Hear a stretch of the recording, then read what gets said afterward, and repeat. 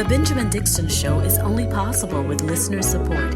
Go to www.thebenjamindixonshow.com to register for our blog and join the Progressive Army.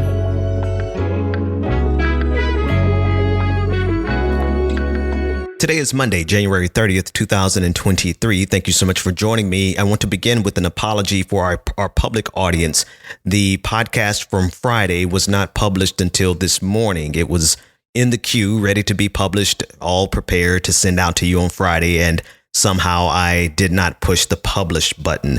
Nevertheless, you have 2 episodes to catch up on, the one I'm doing now and, of course, the one from Friday. And I want to apologize to the public audience, the patron audience. Got it on Friday, patreon.com/the BPD show. On Friday, we dealt with the impending release of the Tyre Nichols body cam footage and as well as surveillance footage. The footage has been released, and to the dismay of many conservatives who wanted to use this as an opportunity to attack Antifa and to declare that, protesters are rioting. No one rioted. There were no protests the size of George Floyd, and much of that is because the family requested that everyone remain calm and peaceful, and because of the public relations job that everyone involved, including the chief of police of Memphis, Tennessee, all the way to the president of the United States, did, getting ahead of the story to make sure everyone was prepared for how graphic it was. If you watch the video, it was extremely graphic. But something came out of it that we have a lot of questions about. There was a 6th officer. There were many officers around him. There were EMT. There are a lot of people who should be held accountable. But there was a 6th officer who was physically involved, a white officer who maced Tyre Nichols. And he has since been suspended, relieved of duty.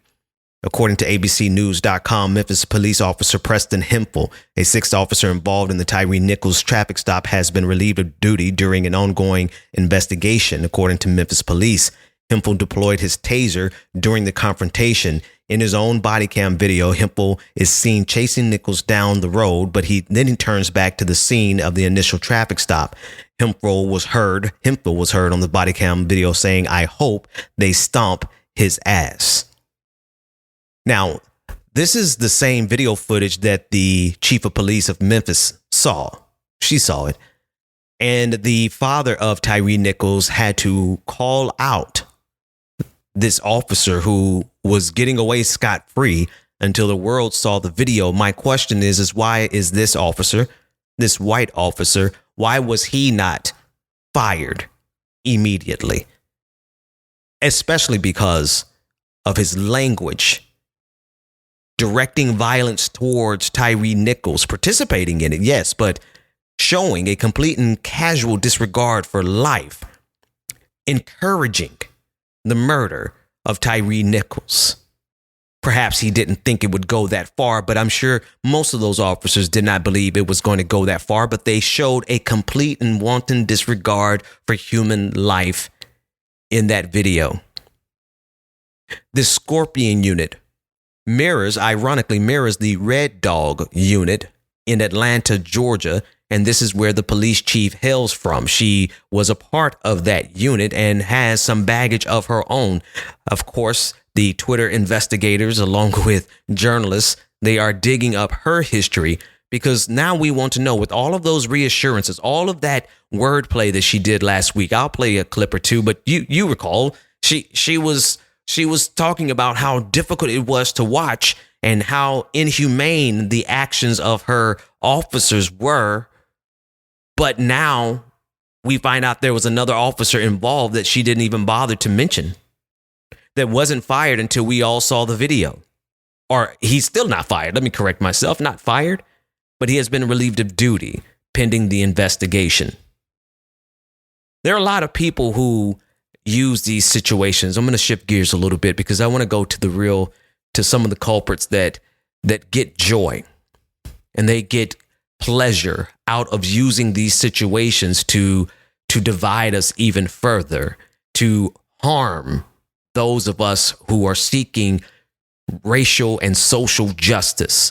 those of us who are simply trying to keep the police from killing us, there's an entire cabal of conservative commentators who look for no other thing but a way to not only defame those who have been murdered, but also to find a way to spit in the face of those who are fighting for justice.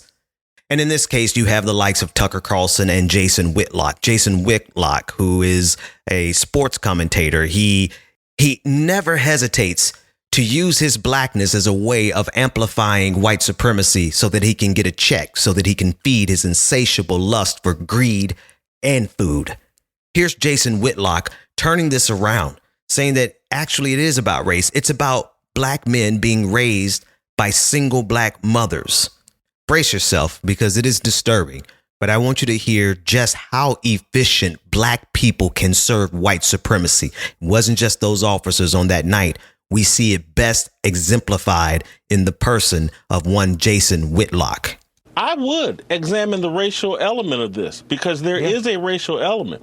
And this is a story about young black men and their inability to treat each other in a humane way. Everybody involved in this on the street level was either 24 to 32 years old.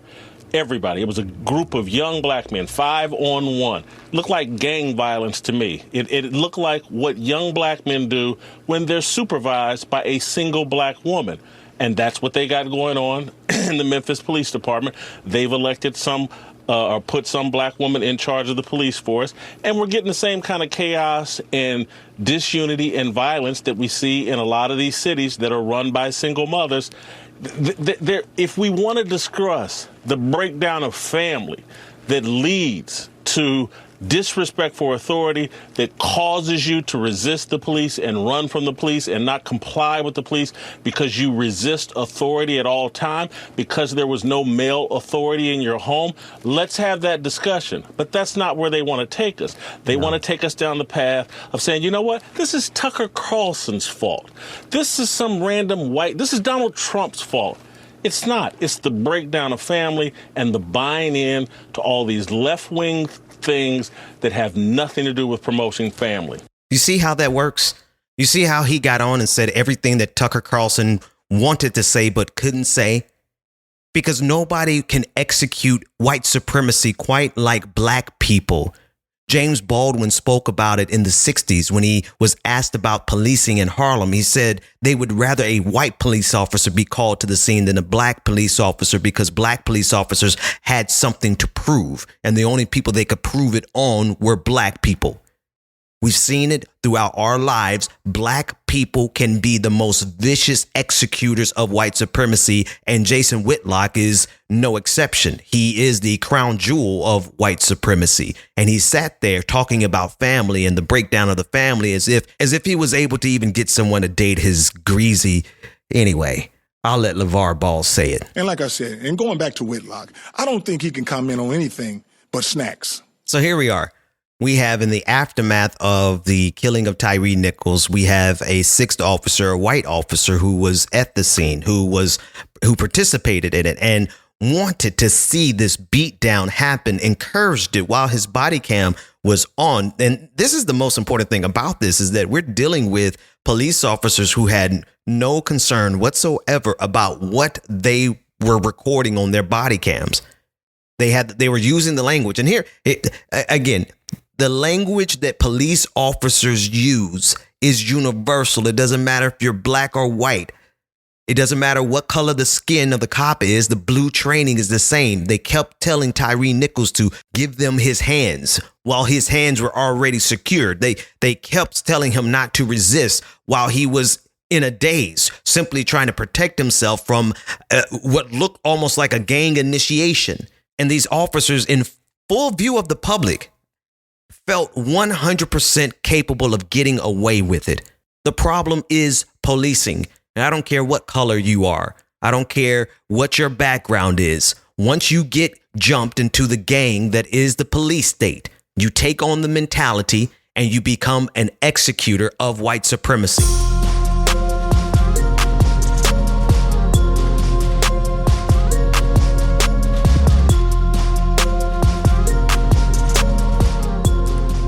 I want to read for you a post from Donald Trump. from his Truth Social platform. Now, I normally don't do that because, well, I don't really care that much about Donald Trump, except the fact that he needs to be in jail. But I want you to see how gaslighting really works. Last week, we covered the story of Charles McGonigal. He is the FBI agent from the New York office, former head of cyber and counterintelligence, who was arrested last week for being a Russian agent.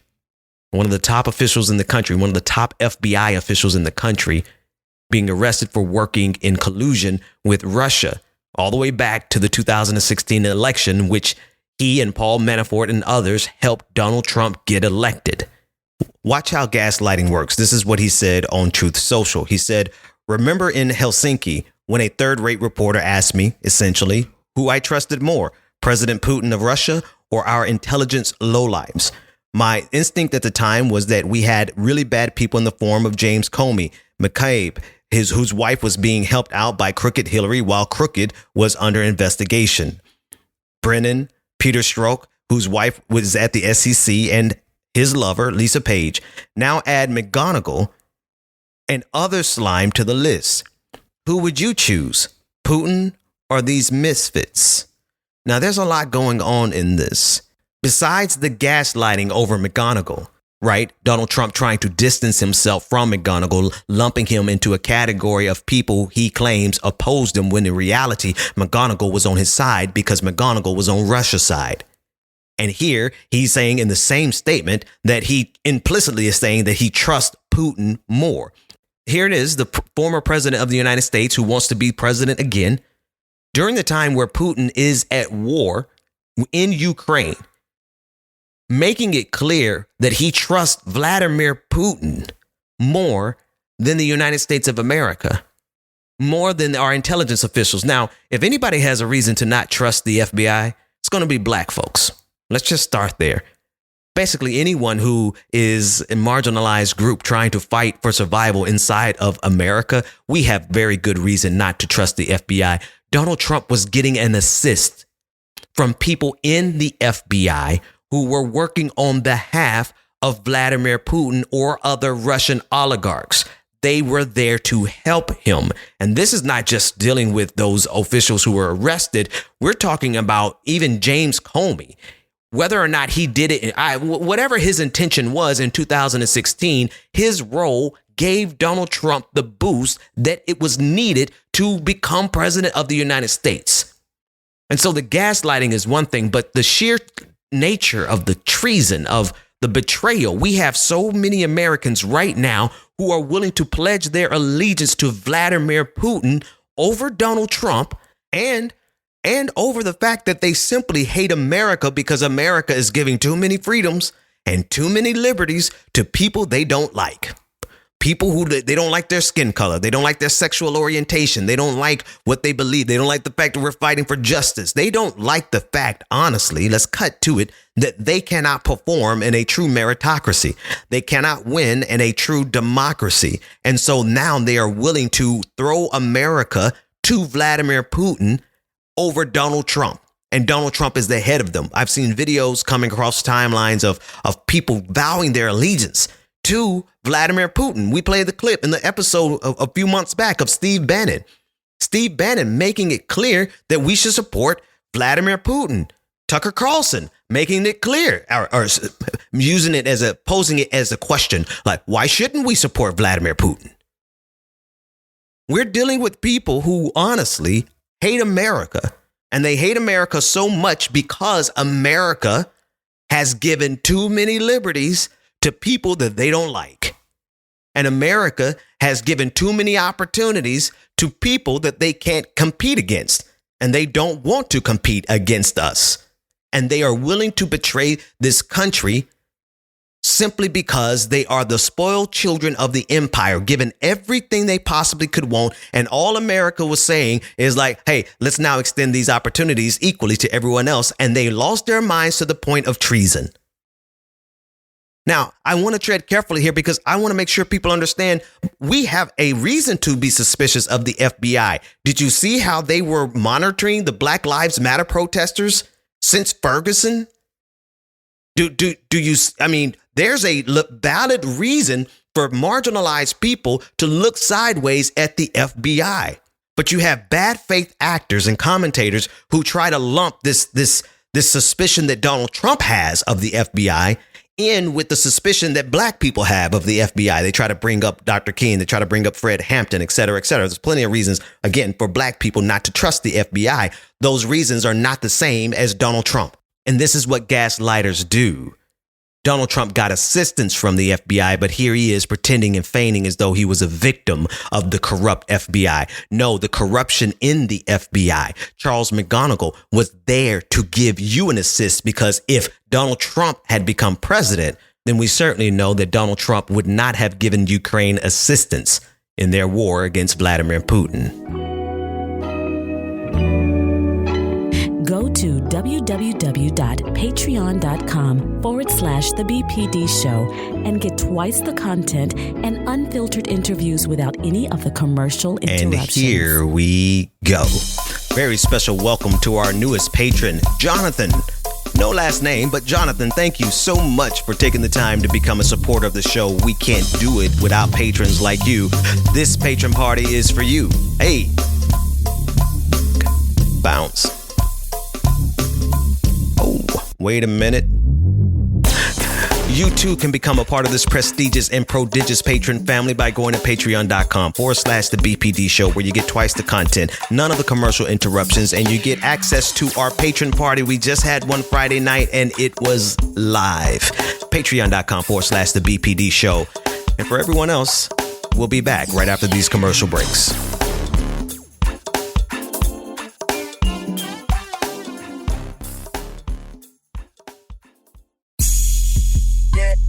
Welcome back to The Benjamin Dixon Show. Visit us online at thebenjamindixonshow.com. Welcome back. Welcome back.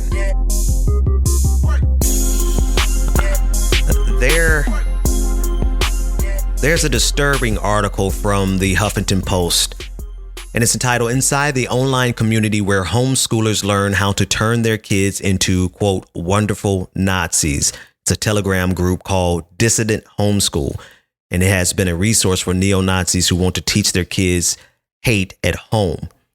The Huffington Post has unmasked their administrators who had been hiding in plain sight. I want to read a portion of it for you. On November 5th, 2021, a married couple calling themselves Mr. and Mrs. Saxon appeared on the neo-Nazi podcast to plug their new project, a social media channel dedicated to helping American parents homeschool their children.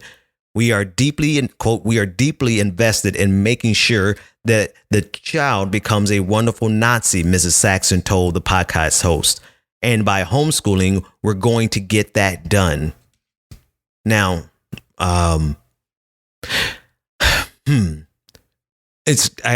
perhaps we shouldn't be surprised that these people are so free in this country, that they're free to be full-blown Nazis. I mean, we've seen this throughout American history, but to see approximately 2,000 families associated with this group that is designed to give them curriculum, as well as meetups, as well as activities that are specifically designed to push them into being Nazis.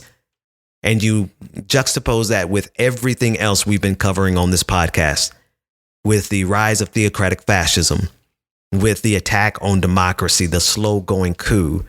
They are committed. White supremacists, Nazis and fascists, are committed to growing a generation that would take us back centuries. I want to continue reading a bit from Huffington Post.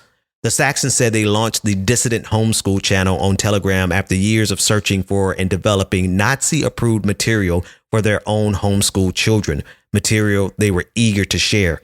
The Dissident Homeschool channel, which now has nearly 2,500 subscribers, is replete with this material, including ready-made lessons authored by the Saxons on various subjects like Confederate General Robert E. Lee, a, quote, grand role model for young white men, and lessons for Dr. King, Martin Luther King Jr., who they label as, quote, the antithesis of our civilization and our people. Continuing reading, there are copywork assignments available for parents to print out so that their children can learn cursive by writing out quotes from Adolf Hitler. There are recommended reading lists with bits of advice like, do not give them Jewish media content, close quote. And there are tips for ensuring that homeschooling parents are in, quote, full compliance with the law so that the state doesn't interfere. 2,500 subscribers to this channel. And I wonder how many more download the material without actually subscribing or get the material elsewhere, or even if they're not directly associated with this homeschool. How many teachers, how many parents rather, are homeschooling their children so that they can raise them up to be great Aryan warriors, right? I homeschool my kids. Again, I mention this all the time. My wife does the primary heavy lifting. But we homeschool our kids, and our kids blossomed once we took them out of public schools, because public schools, they're difficult. They're difficult, especially for young black boys. And when I got my son out of the public school and I saw how he just began to heal, and his personality began to flourish, and his happiness and his joy was unbounded. I don't know that I ever want to send them back. And I'm sure I will, maybe around high school when when he's bigger and I've shown him how to fight and he can handle himself a bit more in these environments that are very difficult. I know they're difficult because I was a teacher, which is the reason I also support public schools and I support the public school unions. Because not everyone has the luxury or the privilege to homeschool their kids. So we have to do what we can to make the public schools as good as we possibly can. But the reason I pull my kids out from school is totally different than a subset in this country. They pull their kids out of school because they don't want them to associate with black people, with Hispanics, with Jewish people, with Muslims, with gay people. They don't want them to associate with people who are not a part of their perfect Aryan race, their pure blood. I bring this to our attention on today's episode because I just need people to really take into consideration the competition for the minds of our children and the future. We are dealing with the generation of spoiled men, children, and their wives who believe that America is being lost because they are lost in the competition of America. They can't keep up. They cannot compete in a meritocracy. They cannot compete in a democracy. And they're just downright bigoted, racist. And also underlying this problem is, of course, their right, their freedom, their liberties. This is the challenge of America, of democracy.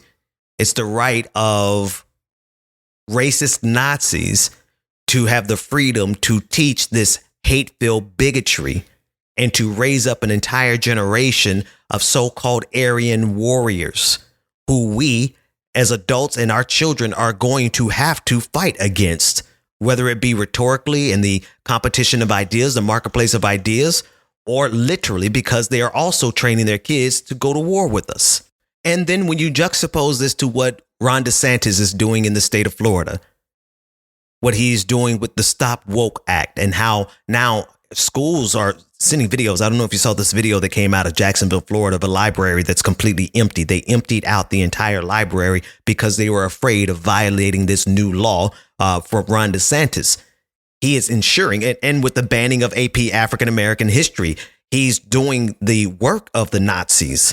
He's doing it in the public sphere. He's making sure that no information that could liberate the minds of a young white child who has been bound by the bondage of white supremacy with the ignorance and the rhetoric and the hate that they learned at home. Ron DeSantis doesn't want there to be any chance for that person to get liberated, for that child to get liberated in the school systems. And so this makes perfect sense now when you consider that Ron DeSantis has had actual Nazis waving swastika flags outside of his events, declaring that America is DeSantis country. Why would they do that? Because they understand that he is the sanitized version of their supremacy, of their Nazism, of their fascism, and that he is able to get done in the public sphere what they want done. he can make way for white supremacy like nothing they've ever seen before in their lifetimes. They thought it was Donald Trump, but no, it's Ron DeSantis. And so one step further, now in the state of Florida, they're working on, just like they accomplished in Iowa, making public funds available to private schools, religious schools, and homeschools.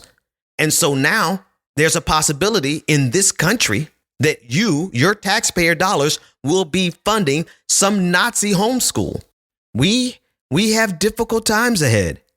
We have very distinct challenges that we have to address. Because how do we as a civilization move forward when in every generation the evil and the hatred and the bigotry and the racism of Nazism and white supremacy is replicated by curriculum? When teaching liberation is criminalized in the state of Florida. You know that law is going to replicate itself with other Republican states.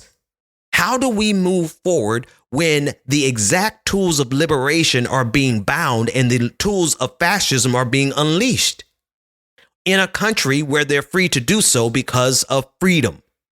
Meanwhile, our freedom to teach about Dr. King, which is, Dr. King, brilliant.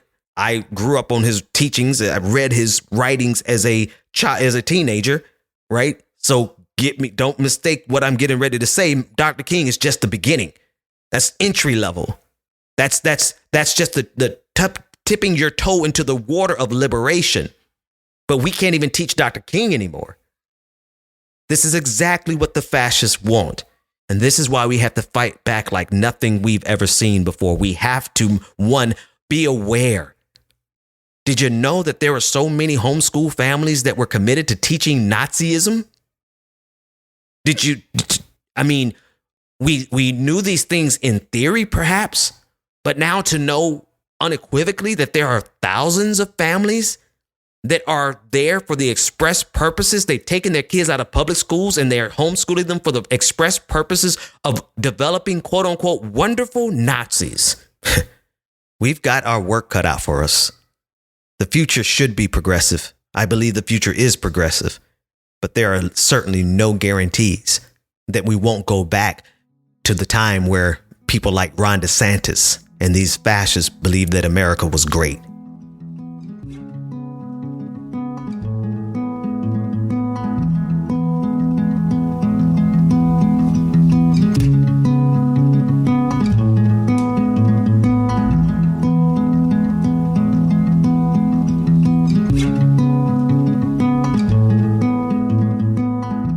One more story before I get out of here today. Today is my anniversary. My wife and I are going to find a way to celebrate. We don't really do a lot of celebrating, but we are going to take some time today. And so there won't be a patrons bonus episode. But I have to cover this next story that is very disturbing before I go. It is the attacker of Paul Pelosi, who the body cam footage was released last week.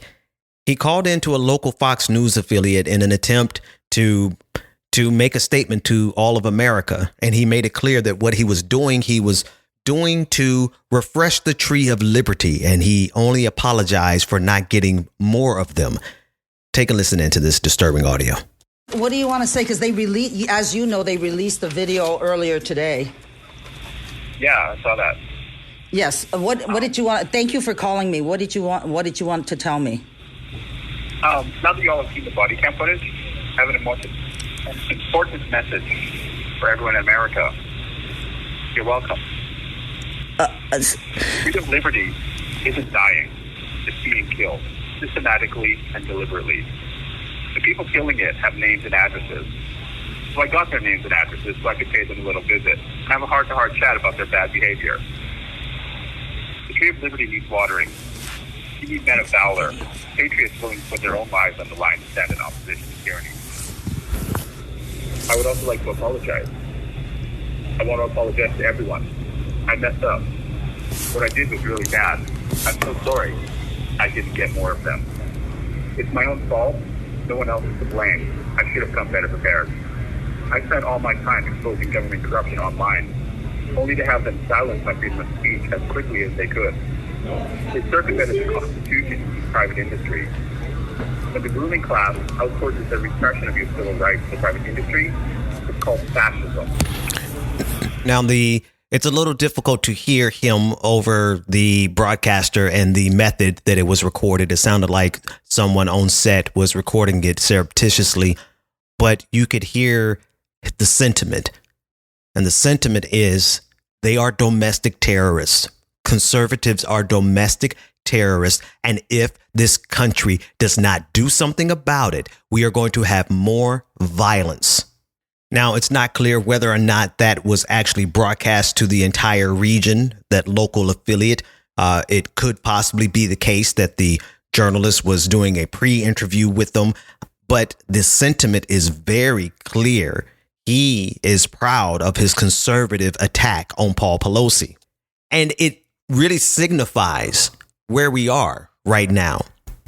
What's happening, the violence that we're happening is not a mistake, no matter how much they try to dismiss it, no matter how much they try to make it seem like this was a lover's quarrel. We have everyone from Sean Hannity to Candace Owens to Jack Posobiec. They are all backtracking because when this video came out, they realized that they had messed up and opened themselves up to potential lawsuits. So they're backpedaling.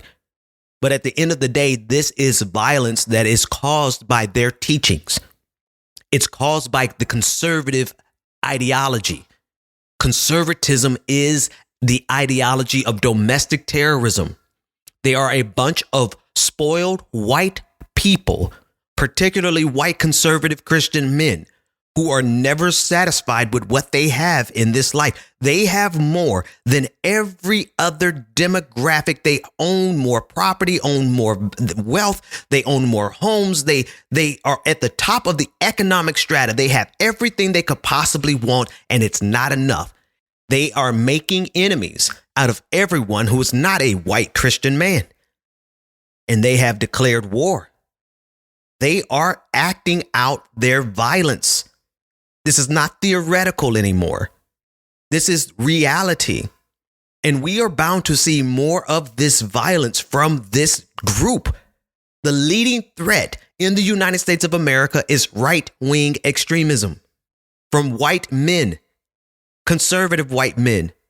That is the prevailing threat to black people, to Jewish people, to Muslims, to the LGBTQIA community, to everyone who isn't a straight white Christian man. And wait a minute, I got to drill down even further, because you could be a straight white Christian man, but if you are fighting on behalf of justice, you will be attacked as well. These people are totalitarian. They expect us to bow down, bend the knee of subservience to them when they are not even mediocre, they're subpar. There's nothing supreme about white supremacy. It has never been. There has never been anything supreme about white supremacy except the violence that they are willing to use to maintain their political and economic power. And if we don't come to terms with that in short order and do something about it, then we're going to find ourselves locked in even more battles, even more violence that is coming from the top down and being executed from the bottom up. Folks, stay strong out there. I'll see you tomorrow.